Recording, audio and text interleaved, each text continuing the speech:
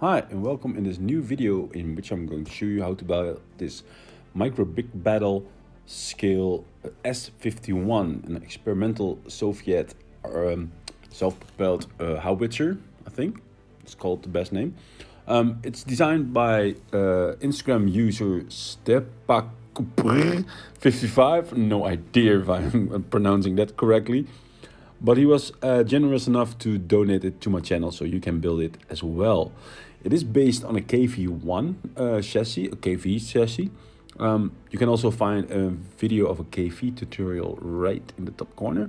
But yeah, it's a perfect addition to your micro big battle if you like to use long distance guns like howitzers, SPGs, that stuff.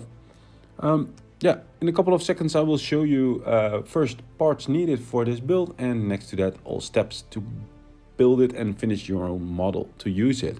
If you like this video and want to see more, like, comment and subscribe to my channel and you will get updates if you hit that bell.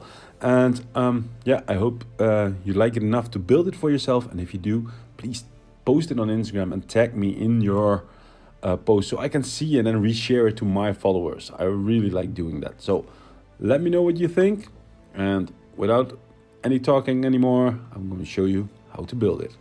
Bye bye.